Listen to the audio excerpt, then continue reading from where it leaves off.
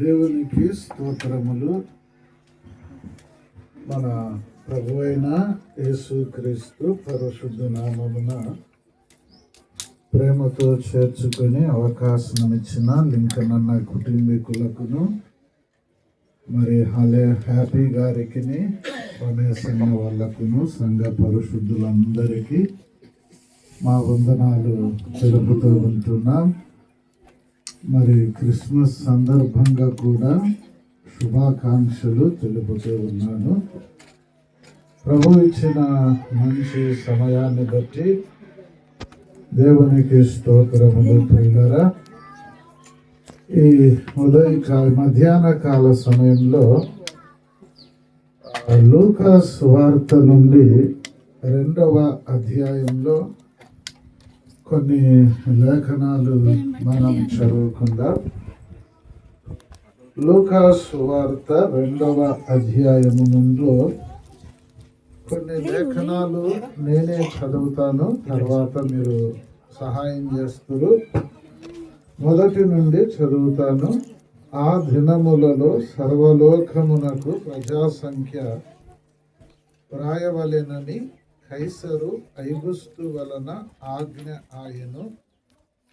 ఇది కురేనియు సిరియా దేశమునకు అధిపతి అయి ఉన్నప్పుడు జరిగిన మొదటి ప్రజా సంఖ్య. అందరూ ఆ సంఖ్యలో వ్రాయబడుటకు తమ తమ పట్టణములకు వెళ్ళిరి. దావీదు వంశములోను గోత్రములోను పుట్టినవాడు కనుక తనకు భార్యగా ప్రదానము చేయబడి గర్భవతి అయి ఉండిన మరియతో కూడా ఆ సంఖ్యలో వ్రాయబడుటకు గలిలయలోని నజరేతు నుండి యూదయలోని బెత్లెహేము అనబడిన దావీదు ఊరికి వెళ్ళెను. వారక్కడ ఉన్నప్పుడు ఆమె ప్రసవ దినములు నిండెను గనుక తన తొలిచూలు కుమారుని కని పొత్తిగుడ్డలతో చుట్టి సత్రములో వారికి స్థలము లేనందున ఆయనను పశువుల తొట్టిలో పరుండబెట్టెను. ఆ దేశములో కొందరు గొర్రెల కాపరులు పొలములో ఉండి రాత్రి వేళ తమ మందను కాచుకొనుచుండగా ప్రభుదూత వారి యొద్దకు వచ్చి నిలిచెను. ప్రభు మహిమ వారి చుట్టూ ప్రకాశించినందున వారు మిక్కిలి భయపడిరి. అయితే ఆ దూత, భయపడకుడి, ఇదిగో ప్రజలందరికీ కలుగబోవు మహా సంతోషకరమైన సువర్తమానము నేను మీకు తెలియజేయుచున్నాను. దావీదు పట్టణమందు నేడు రక్షకుడు మీ కొరకు పుట్టి ఉన్నాడు. ఈయన ప్రభువైన క్రీస్తు. దానికిదే మీ కానవాలు. ఒక శిశువు పొత్తిగుడ్డలతో చుట్టబడి ఒక తొట్టిలో పండుకొని ఉండుట మీరు చూచెదరని వారితో చెప్పెను. వెంటనే పరలోక సైన్య సమూహము ఆ దూతతో కూడా ఉండి సర్వోన్నతమైన స్థలములలో దేవునికి మహిమయు ఆయనకిష్టులైన మనుషులకు భూమి మీద సమాధానమును కలుగునుగాక అని దేవుణ్ణి స్తోత్రము చేయుచుండెను.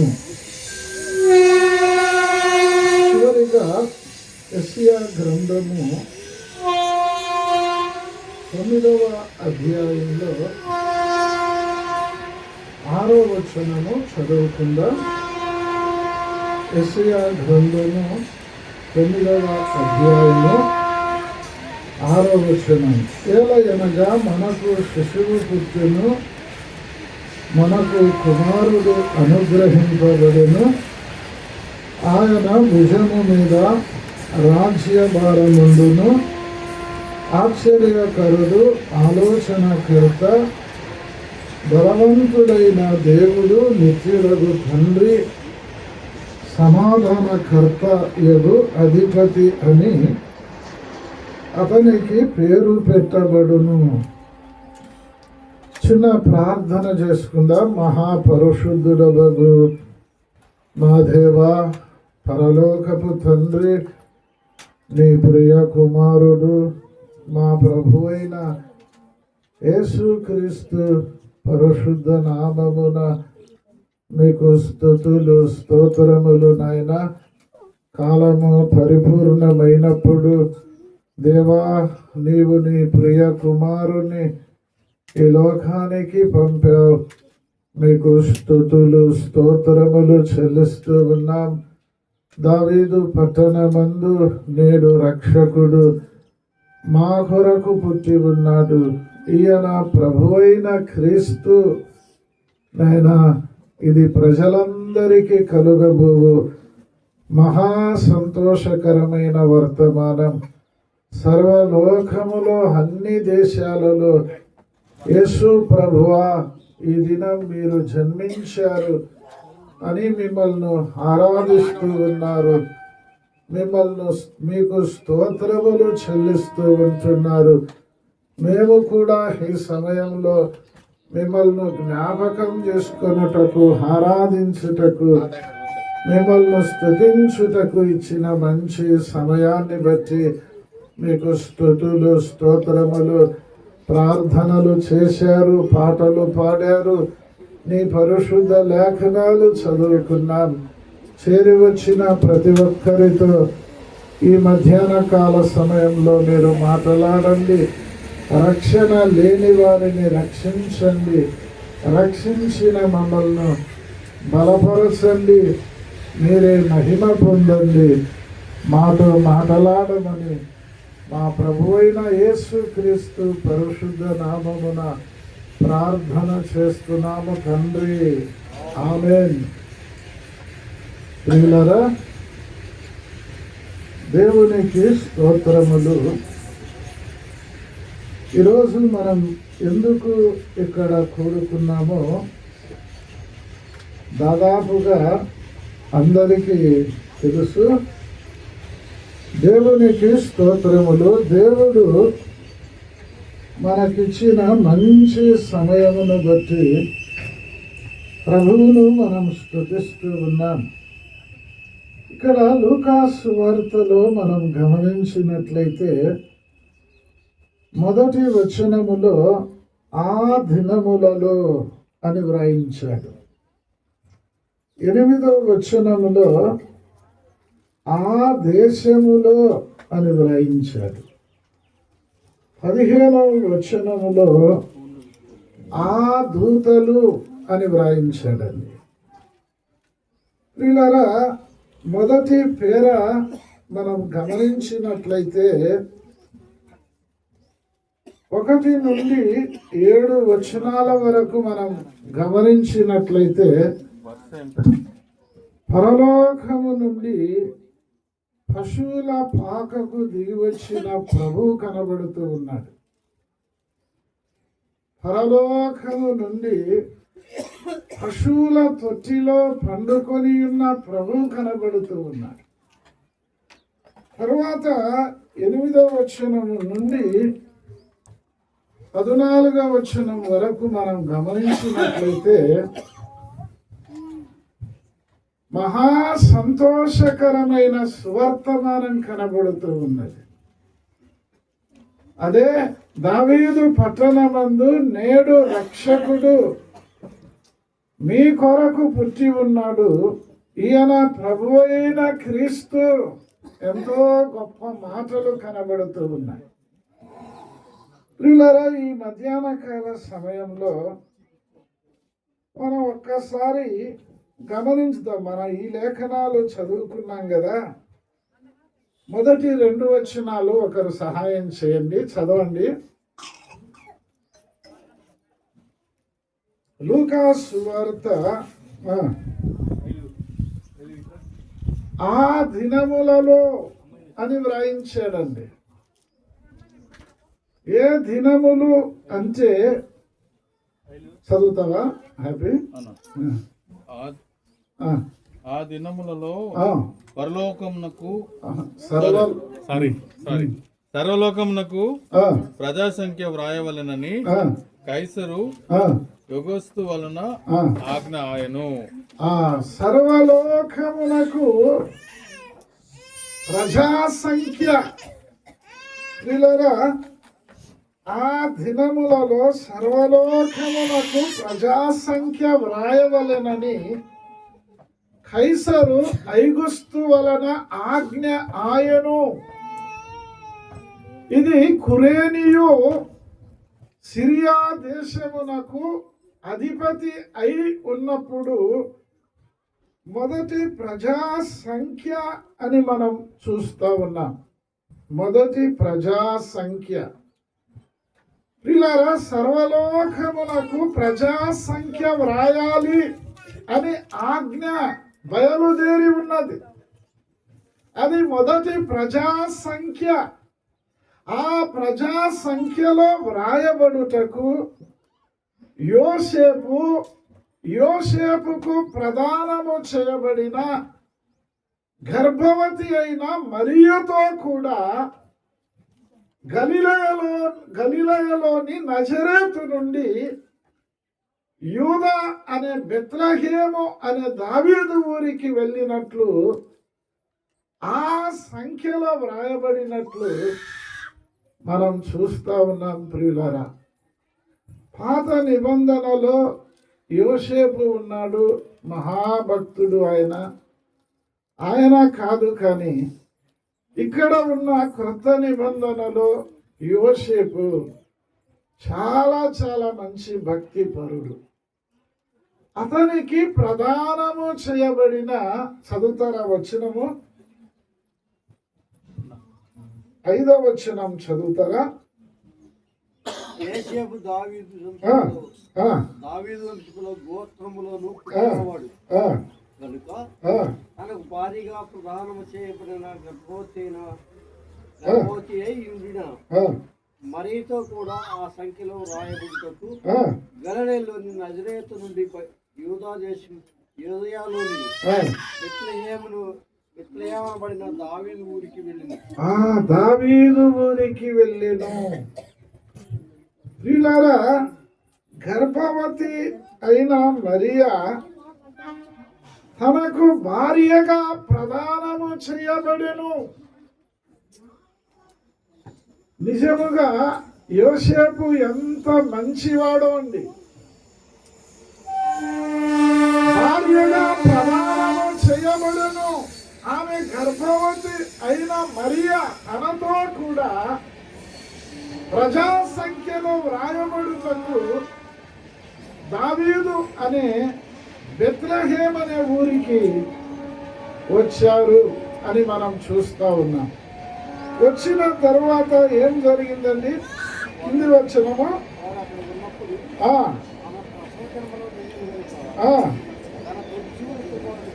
కానీ పొత్తి గుడ్డలతో చుట్టి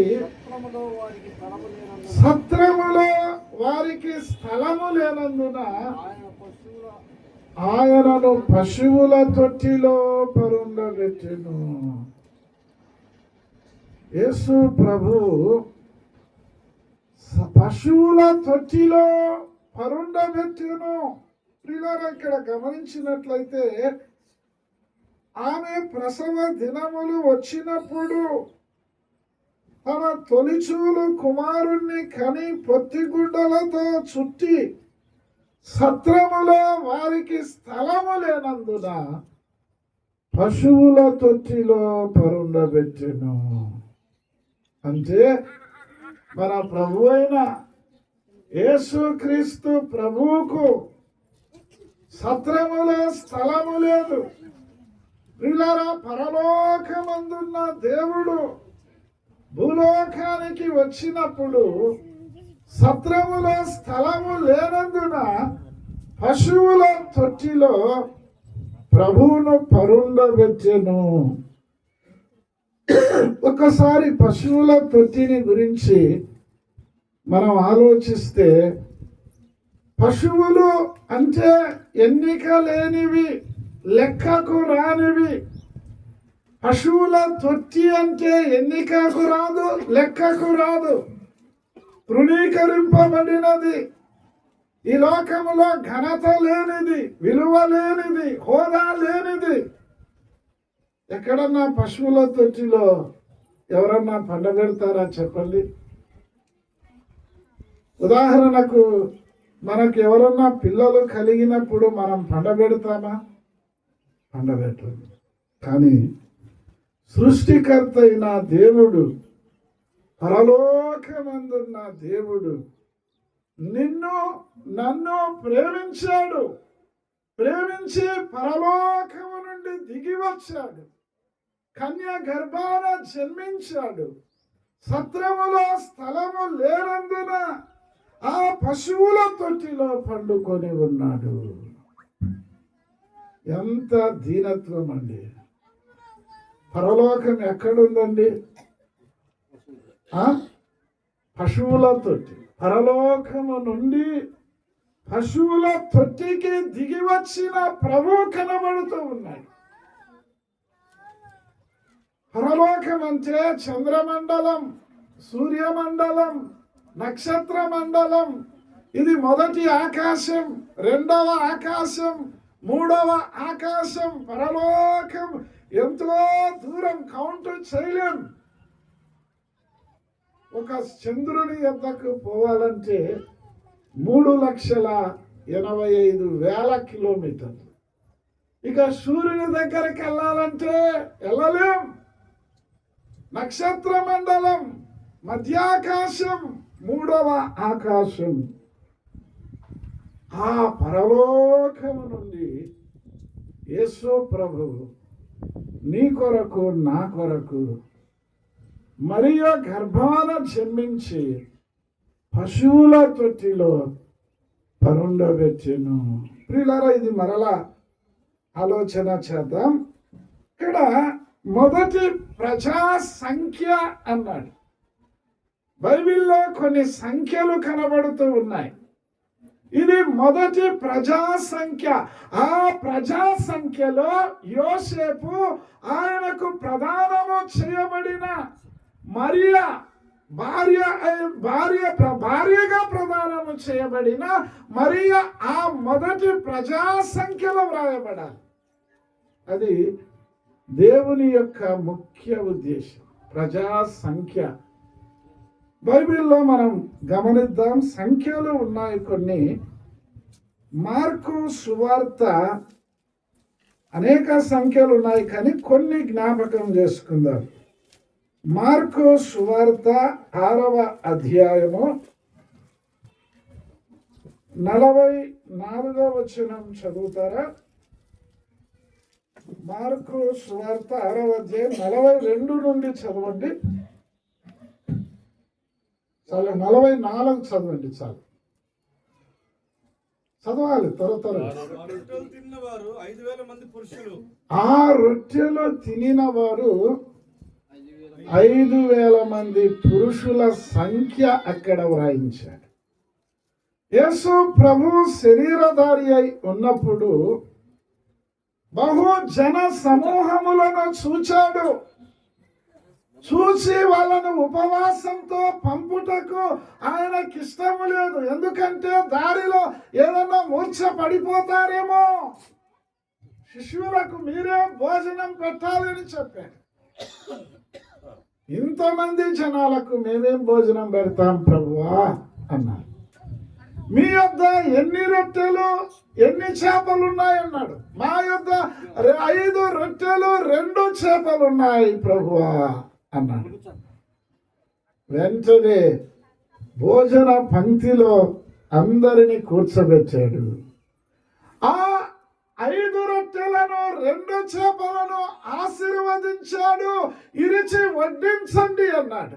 6లో తిని తృప్తి పొందిన పురుషుల సంఖ్య ఇంచుమించు 5,000 మంది. 5,000 మందికి పురుషులకు ప్రభు భోజనం పెట్టాడు. చేపల భోజనం పెట్టాడు. స్త్రీలు, పిల్లలు కూడా ఉన్నారు. బైబిల్ పండితుల అభిప్రాయం ఏమిటి అంటే 20,000 మంది అని అభిప్రాయం. ప్రియులారా, ఎందుకు ఆ సంఖ్యను దేవుడు మెన్షన్ చేశాడు? అంతమంది పురుషులకు, స్త్రీలకు, పిల్లలకు భోజనం పెట్టాడు. ఆ బైబిల్లో వ్రాయించాడు. మనం కూడా ఉదాహరణకు ఆధార్ కార్డు, రేషన్ కార్డు, ఇంకా ఓటర్ ఐడి, పాస్పోర్టు, ఈ ఫోటోలన్నీ మన పేర్లు మెన్షన్ చేయించుకుంటాం కదా, రాపించుకుంటాం. ఎందుకు? అవి కంపల్సరీ భూలోకంలో నివసించుట కావాలి. ఇప్పుడు ఆధార్ కార్డు లేదనుకో, బస్సులో స్త్రీలకు ఏం చేస్తాడు? టికెట్ కొట్టేస్తాడు. ఆధార్ కార్డు ఉందనుకో ఫ్రీ అంటారు. సరే, అది లోకపరం. ఏదైనా మన కార్డు అవసరం, మన పేరు మెన్షన్ చేయించుకోవాలి. అది పరలోకపు తండ్రి యొక్క ఉద్దేశం. అది మనకు మేలు కలుగుతుంది. అదే విధంగా తర్వాత పాఠానికి వస్తాం. పురుషుల సంఖ్యను దేవుడు మెన్షన్ చేశాడు. ఎందుకు అంటే భూలోకంలో యేసు ప్రభు ఉన్నప్పుడు 5 రొట్టెలు 2 చేపలు 5,000 మందికి పంచిపెట్టిన గొప్ప దేవుడు ఆయన. నీవు నేను కూడా ఈ పరిచర్య చేయాలి అని దేవుని యొక్క ముఖ్య ఉద్దేశం. మనం 5,000 మందికి పంచిపెట్టలేం, కానీ కనీసం 5 మంది కన్నా, నెలకు కొందరికన్నా ఉపచారం చేసేవారిమిగా, ఆతిథ్యం చేసేవారిమిగా ఉండాలి అని పరలోకపు తండ్రి యొక్క చిత్తం. ఆతిథ్యము చేయ మరవకుడి అన్నాడు. అనగా క్రియలు కలిగిన విశ్వాసం ఉండాలని మనకు అర్థమవుతుంది. అపోస్తులుల కార్యములు 4వ అధ్యాయంలో ఇది ఇంకొక సంఖ్య దేవుడు వ్రాయించాడు. చూద్దాం. అపోస్తులుల కార్యములు 4వ అధ్యాయం 4వ వచనం చదవండి. వాక్యము వినిన వారిలో అనేకులు నమ్మిరి. వారిలో పురుషుల సంఖ్య ఇంచుమించు 5,000 ఆయను. ఇక్కడ పురుషుల సంఖ్య, వాక్యము వినిన వారిలో అనేకులు యేసు ప్రభువును నమ్మిరి. వారిలో పురుషుల సంఖ్య ఇంచుమించు 5,000 ఆయను. పిల్లరా, దీని ఉద్దేశం ఏమిటి? యేసు ప్రభువును నమ్ముకునేవారు సంఖ్య వేలల్లో ఉండాలి. అనేకులు నమ్ముకోవాలి. యేసు ప్రభు నమ్ముకొని ఆయన యందు విశ్వాసం ఉంచి పరలోక రాజ్యానికి వారసులు కావాలి. ఈ సంఖ్య విస్తరిస్తూ ఉండాలి. పేతురు ప్రసంగం చేశాడు. ఎంతమంది నమ్ముకున్నారమ్మా? ఒక్క ప్రసంగం చేస్తే 3,000 మంది నమ్ముకున్నారు. నమ్ముకున్నావా యేసు ప్రభువును? ఎవరి కొరకు పుట్టాడైనా? మన కొరకే పుట్టాడు. యేసు ప్రభు సర్వలోకానికి వెళ్ళండి, సర్వ సృష్టికి సువార్తను ప్రకటించండి, నమ్మి బాప్తిస్మం తీసుకున్నవాడు రక్షింపబడును, నమ్మని వానికి శిక్ష అన్నాడు. ఎందుకు ఈ క్రిస్మస్ వర్తమానం అంటే యేసు ప్రభువును నమ్మకపోతే ఈ దినమే ఆయనను నమ్ముకోవాలి, ఆయన యందు విశ్వాసం ఉంచాలి, పరలోక రాజ్యానికి వారసునిగా వారసురాలుగా కావాలని దేవుని యొక్క ముఖ్య ఉద్దేశం. ప్రియులారా, మరి పురుషుల సంఖ్య అన్నాడు. తరువాత అదే అపోస్తులుల కార్యములు 6వ అధ్యాయము 7వ వచనం చదవండి. అపోస్తులుల కార్యములు 6వ అధ్యాయము 7వ వచనం.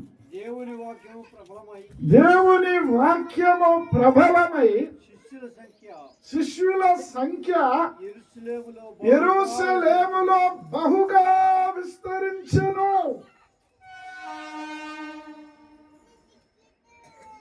ఎంత గొప్ప మాట అండి. ఏమంటున్నాడు?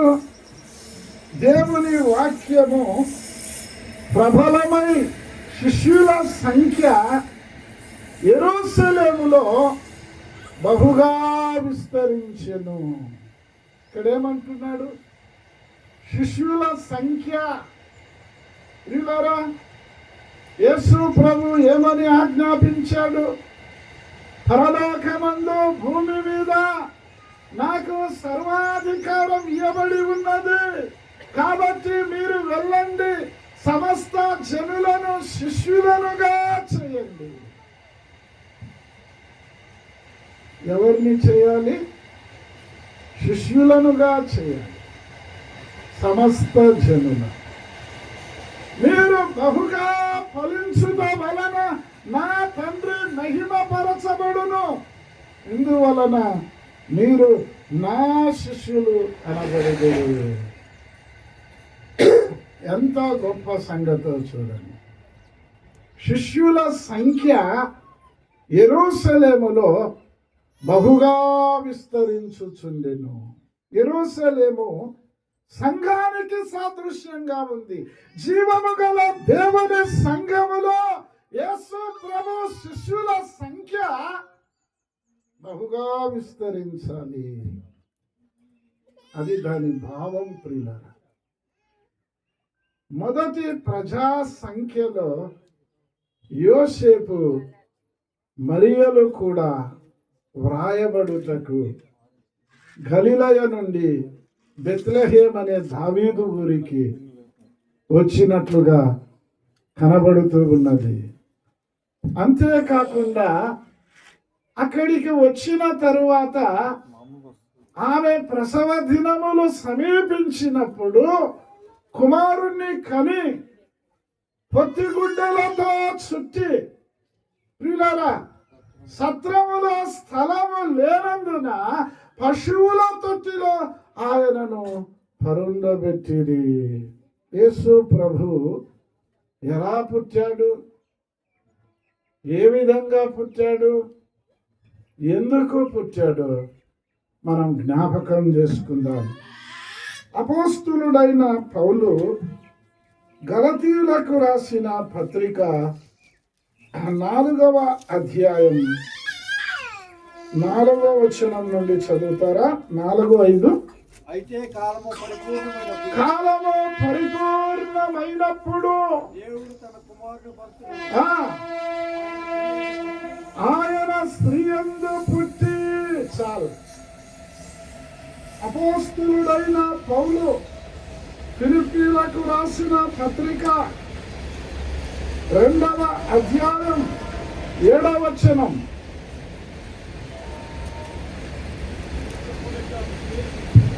మనుషుల పోలికగా పుట్టి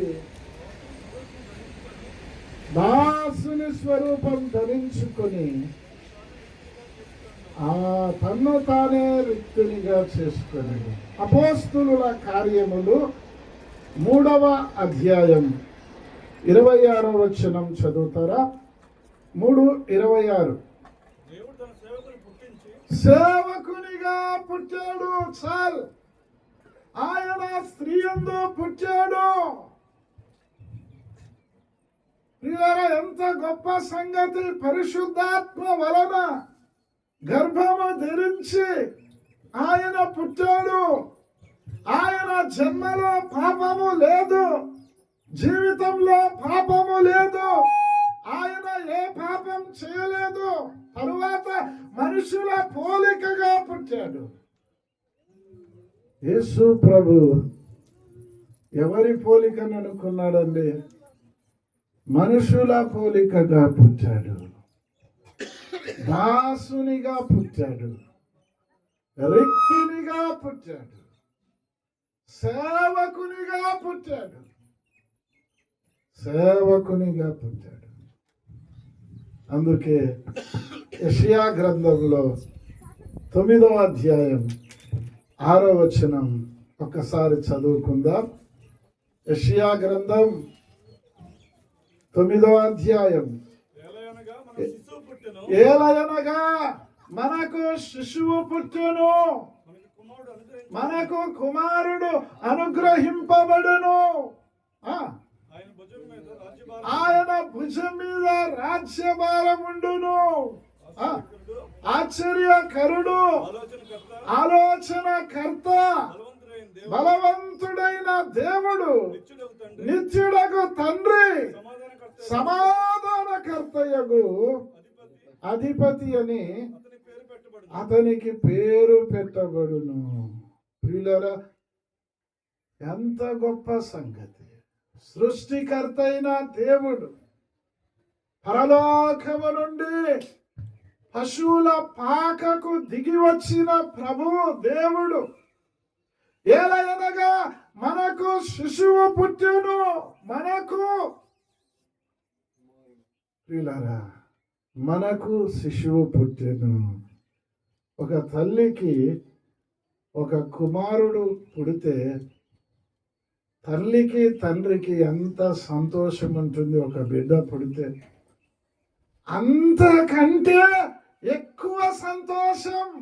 అందుకే ప్రభు దూత ఆ దేశంలో ఉన్న గొర్రెల కాపరులకు, ఇదిగో ప్రజలందరికీ కలుగబోవు మహా సంతోషకరమైన సువర్తమానం. ఇది అందరికీ,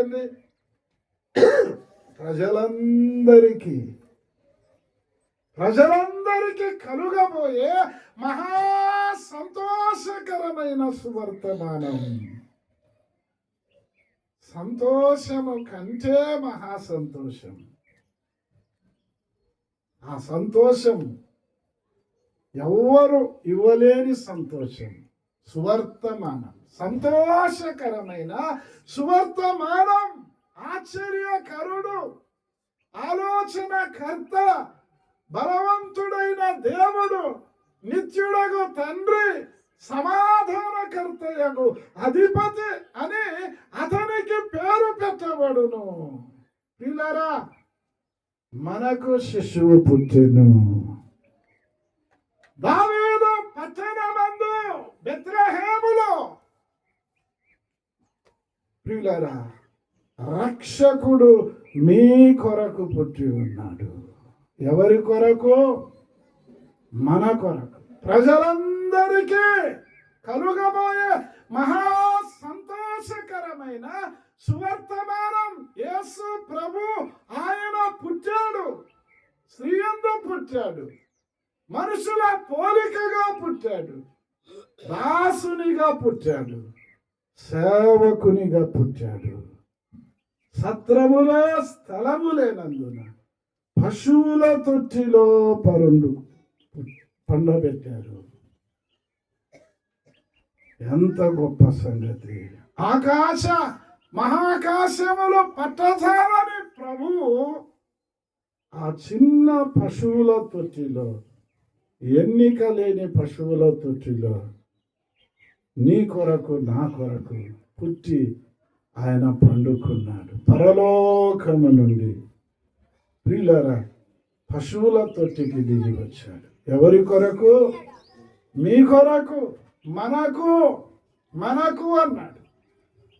మనకు పుట్టాడు, మనకు అనుగ్రహింపబడ్డాడు, మనకు అనుగ్రహింపబడెను. ఆశ్చర్యకరుడైన దేవుడు ఆయన. అంటే భూత వర్తమాన భవిష్యత్తు కాలములలో జరగబోయేది, జరిగిపోయిన కాలం, జరుగుతున్న కాలం, జరగబోయే కాలం ఎరిగిన దేవుడు ఆయనే మన ప్రభు అయిన యేసుక్రీస్తు ప్రభు. ఆయనకు ఆశ్చర్యకరుడు అనే గొప్ప పేరుంది. ఆలోచనకర్త యేసు ప్రభు, ఆలోచనకర్త యేసు ప్రభు, బలవంతుడైన దేవుడు. శూన్యములో సూర్య చంద్ర నక్షత్రములను వేలాడదీసిన గొప్ప దేవుడు. ఎర్ర సముద్రమును పాయలుగా చేసిన శక్తిగల దేవుడు. పరలోకము నుండి దిగి వచ్చాడు, మనుషుల పోలికగా పుట్టాడు. ప్రియులారా, నిత్యుడకు తండ్రి ఆయన, నిత్యము ఉండే తండ్రి ఆయన. అందుకే హెబ్రీయులకు రాసిన పత్రికలో అన్నాడు, శరీర సంబంధులైన తండ్రులు మనకు శిక్షకులుగా ఉన్నారు కానీ ఆత్మలకు తండ్రి అయిన వానికి మరి ఎక్కువగా మనము లోబడి బ్రతకాలి కదా అంటున్నాడు. నిత్యుడగు తండ్రి, సమాధానకర్తయగు అధిపతి. ప్రియులారా, ఈ మధ్యాహ్న కాల సమయంలో యేసు ప్రభు మన కొరకు పుట్టాడు, మన కోసం పుట్టాడు. ఆయన ఎంతో గొప్ప దేవుడు. 5 రొట్టెలు 2 చేపలు 5,000 మంది పురుషులకు పెట్టాడు, పంచి పెట్టాడు. ఇంకా 12 గంపల నిండా ఎత్తాడు. సముద్రం మీద నడిచాడు, చూపు లేని వారికి చూపునిచ్చాడు, కుష్ఠరోగులను స్వస్థత పరిచాడు, చనిపోయిన వారిని బ్రతికించాడు. 4 రోజుల సమాధిలో ఉన్న లాజరు బయటికి రా అన్నాడు, వచ్చేసాడు. అంత శక్తిగల దేవుడు తగ్గించుకొని నీ కొరకు నా కొరకు పశువుల తొట్టిలో పండుకొని ఉన్నాడు. అందుకే పరలోక సైన్యం మహా సంతోషకరమైన సువర్తమానం అన్నాడు. ఎప్పుడు సంతోషకరం? 70 మంది శిష్యులు సంతోషంతో తిరిగి వచ్చారు. తిరిగి వచ్చి, యేసు ప్రభువా, నీ నామమున మాకు దయములు లోబడుచున్నాయని సంతోషంతో తిరిగి వచ్చారు. యేసు ప్రభు ఇచ్చిన సమాధానం ఏమిటి అంటే, సాతాను మెరుపు వలె ఆకాశము నుండి పడుట నేను చూచితిని అన్నాడు. తరువాత దయములు మీకు లోబడుచున్నాయని సంతోషించవద్దు. చదువున్న వచనము లూకా సువార్త 10వ అధ్యాయం 20వ వచనం చదువుతావా? లూకా సువార్త 10వ అధ్యాయం. దయములు మీకు లోబడుచున్నవని సంతోషింపక మీ పేరులు పరలోకమందు వ్రాయబడి ఉన్నాయని సంతోషించండి. అది ముఖ్య ఉద్దేశం. ఏమిటి? ఓ 70 మంది శిష్యులారా, దయములు మీకు లోబడుచున్నాయని సంతోషించవద్దు. ఒంగోల్లో మీ పేరు వ్రాయబడి ఉన్నదని సంతోషించవద్దు. భూలోకంలో నీ పేరు వ్రాయబడి ఉన్నదని ఎక్కువ సంతోషించవద్దు. పరలోకంలో నీ పేరు వ్రాయబడి ఉన్నదని సంతోషించు. నీ పేరు, నా పేరు పరలోకంలో వ్రాయబడాలి. మరి పరలోకంలో వ్రాయబడాలంటే ఎక్కడికి వెళ్ళి రాయించుకోవాలి? పరలోకానికి మనం వెళ్ళలేం కదా. పరలోకానికి వెళ్ళలేం, మధ్యలోనే రాలిపోతాం కదా. మరి ఎలా రాపించుకోవాలంటే, దేవుడే ఒక మార్గాన్ని సిద్ధపరిచాడు. నేనే పరలోకము నుండి పశువుల తొట్టికి దిగి వచ్చాను. నన్ను పూజిస్తే చాలు, నన్ను నమ్ముకుంటే చాలు, పరలోకంలో మీ పేర్లు వ్రాయబడతాయి. ఈ కూడికను దేవుడు ఎందుకు ఏర్పాటు చేశాడు? పరలోకంలో మన పేరు వ్రాయబడాలి.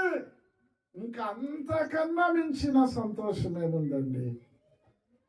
భూలోకంలో అన్ని చోట్ల మన పేర్లు వ్రాయబడి పరలోకంలో మన పేర్లు వ్రాయబడకపోతే ఎంత బాధ చెప్పండి. ఎవని పేరైనను జీవ గ్రంథమందు వ్రాయబడని ఎడలా ఎక్కడికి పోతావు? భయంకరమైన ప్లేస్. ఆ ప్లేసుకు వెళ్ళవద్దు, పరలోకానికి మీరందరూ రావాలి అని యేసు ప్రభు దర్శించి నరకానికి వెళ్ళుచున్న మనలను ప్రేమించి ఆ పరలోకము నుండి దిగి వచ్చాడే నీ కొరకు నా కొరకు. ఆ పశువుల తొట్టిలో పండుకొని ఉన్నాడే. అంత తగ్గించుకున్నా ఇంకా నీకు ప్రభు కనపడరా? ఎవరు వస్తారు నీ కొరకు నా కొరకు? ప్రభువే వచ్చాడు. మీ పేర్లు పరలోకంలో రాయబడాలి. ఆ 70 మంది శిష్యుల పేర్లు పరలోకంలో రాయబడ్డాయి. మనం కూడా యేసు ప్రభునందు విశ్వాసం ఉంచాం, మన పేర్లు పరలోకంలో రాయబడ్డాయి. ఇంకా ఎవరైనా ఆయన యందు విశ్వాసం ఉంచకపోతే, ప్రభువా నేను పాపిని, నన్ను క్షమించు అని ఒప్పుకుంటే పరలోకంలో రాస్తా. స్టెఫెనును రాళ్లతో కొడుతున్నారండి. సువార్త చెప్తా ఉంటే స్టెఫెన్ ఏమన్నాడు? మోకాళ్ళ మీద ప్రార్థన చేస్తూ, ప్రభువా నా ఆత్మను నీవు నీ యొద్ద చేర్చుకో.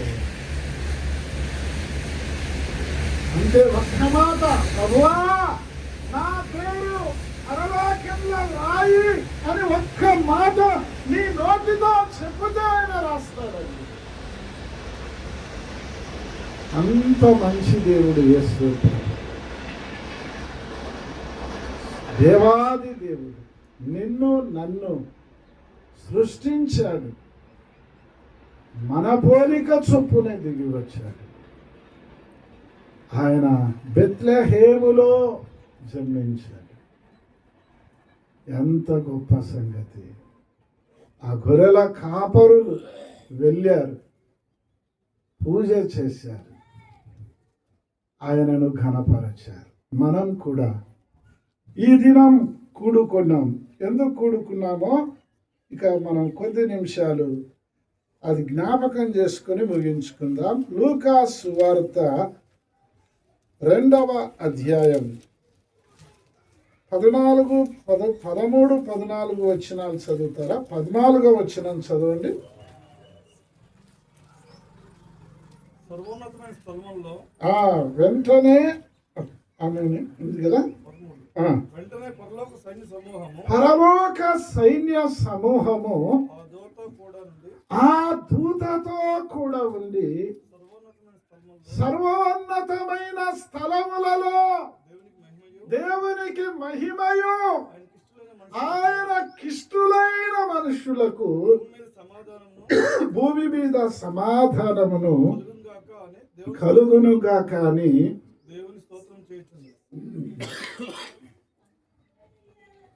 దావీదు పట్టణమందు నేడు రక్షకుడు మీ కొరకు పుట్టి ఉన్నాడు. ఈయన ప్రభువైన క్రీస్తు. ఆయన రక్షకుడుగా పుట్టాడు. ఆయన ప్రభువు అంటే పరిపాలించువాడు. యేసుక్రీస్తు అందరికీ ప్రభువు, పరిపాలించువాడు. క్రీస్తు అంటే సర్వాధికారి అయిన దేవుడు. 3 గొప్ప మాటలండి. ఆయన రక్షకుడు, ఆయన ప్రభువు, ఆయన క్రీస్తు, సర్వాధికారి అయిన దేవుడు. యేసు ప్రభువును మనం రక్షకునిగా అంగీకరించాం, ప్రభువుగా కూడా అంగీకరించాలి. అంటే ఆయన పరిపాలనకు మనం లోబడాలి. మన ప్రవర్తన అంతటి యందు ఆయన అధికారమునకు ఒప్పుకోవాలి. దేవుడు అంటే ఆయనను పూజించాలి.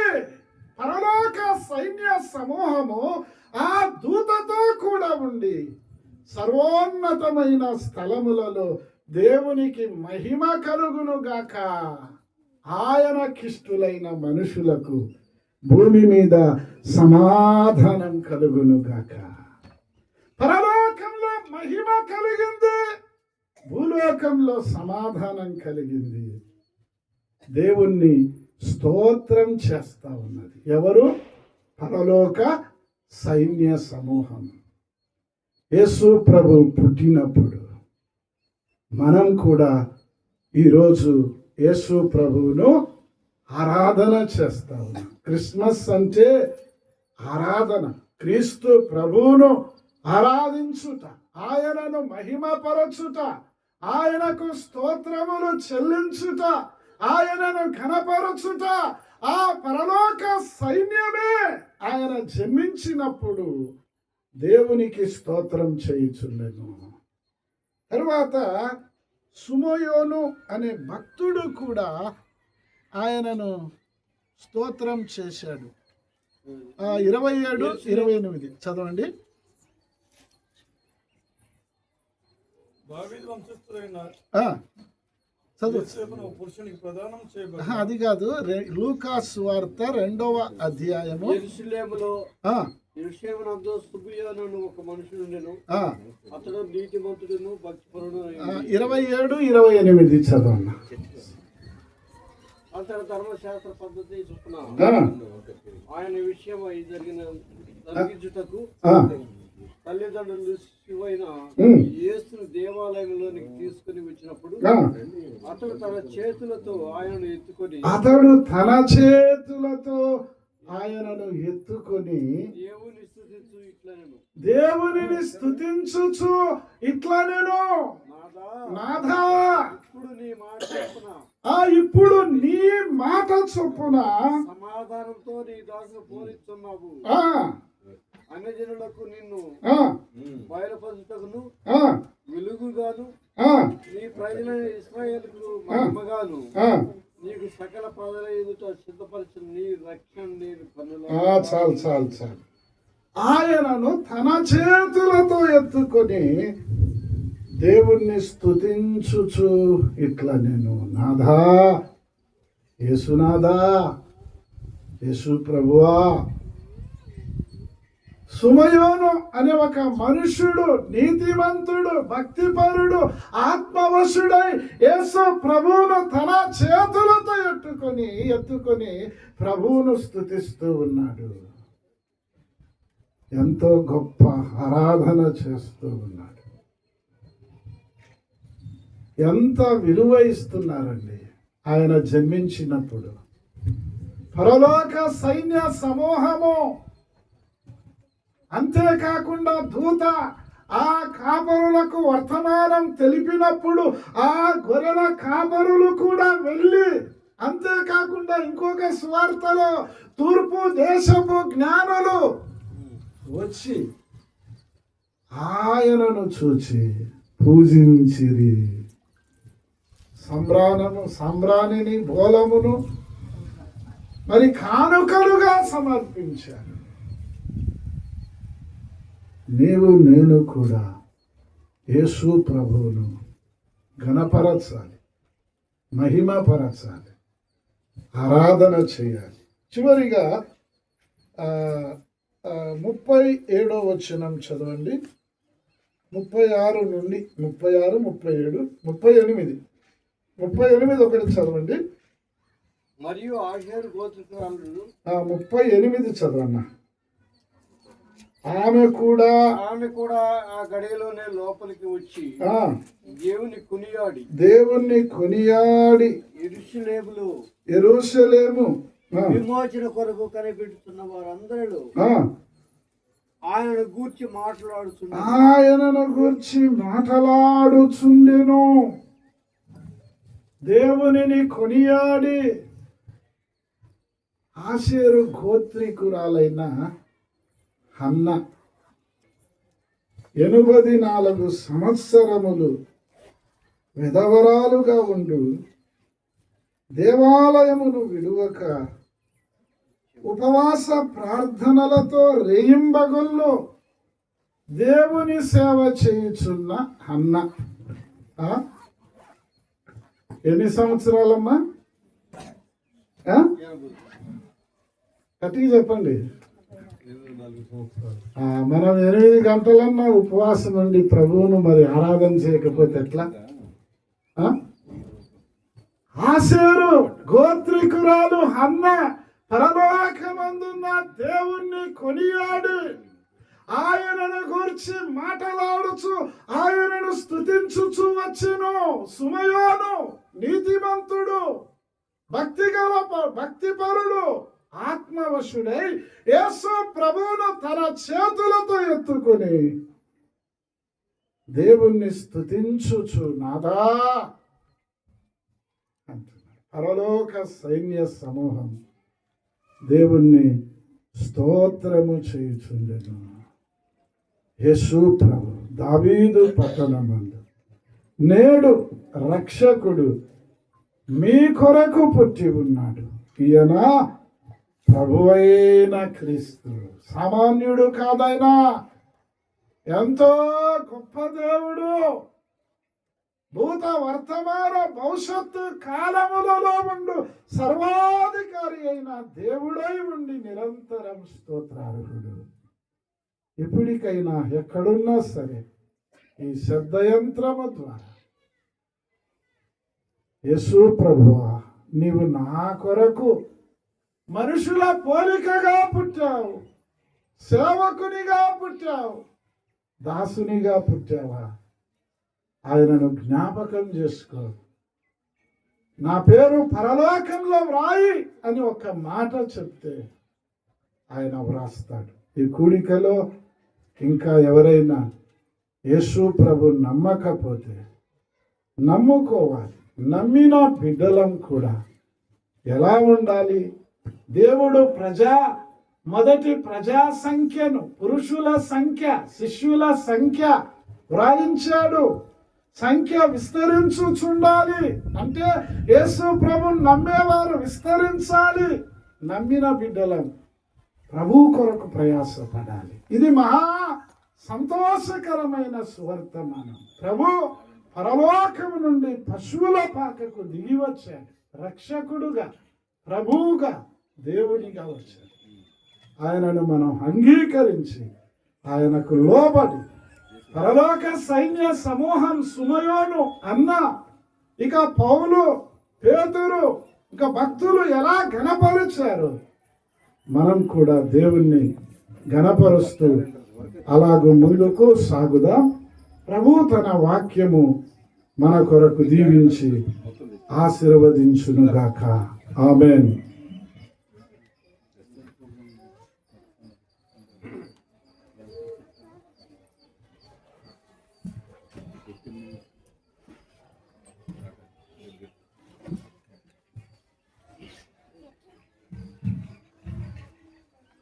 చక్కని సువార్త మనం వినడానికి దేవుడు అనుకూలపరిచాడు. నిజంగా క్రిస్మస్ సమయంలో మరి ఆయన సన్నిధిలో చేరి మరి యేసుక్రీస్తు పుట్టుక గురించి, మరి ఆయన ఎందుకు ఈ లోకానికి వచ్చాడు అనేది చక్కని వర్తమానం ఇచ్చిన తిమోతికి సంఘం తరఫున వందనాలు చేస్తున్నాం.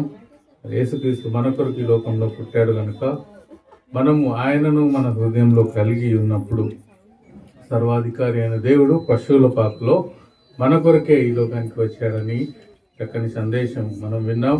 దేవుడు ఆ మాటలు మన హృదయాల్లో మనం జ్ఞాపకం చేసుకొని ఆ విధంగా మనం జీవించడానికి దేవుడు సాయం చేయను కాక మనకు క్యాలెండర్స్ ఉన్నాయి. తిమోతిను ప్రార్థన చేస్తాడు. తర్వాత అందరికి క్యాలెండర్స్ చేసుకుందాం. చిల్డ్రన్స్ ప్రోగ్రామ్ ఎంతమంది కింద ఉన్నారు? సో మనకు టైం సరిపోదు కనుక will have it on Sunday 28. Okay, ready ఉంటే మన క్యాలెండర్స్ ఇచ్చినాక పిల్లలంతా పైకి రావాలని మనం చేస్తున్నాం. కిందున్న పిల్లలు కిందున్న పిల్లలందరూ పైకి వస్తే మెమరీ వర్సెస్ ఎవరైతే నేర్చుకున్నారో వాళ్ళందరూ చెప్పాలి. తర్వాత పాటలు కూడా, songs competition, memory versus competitions ఉంటాయి. తిమోతికు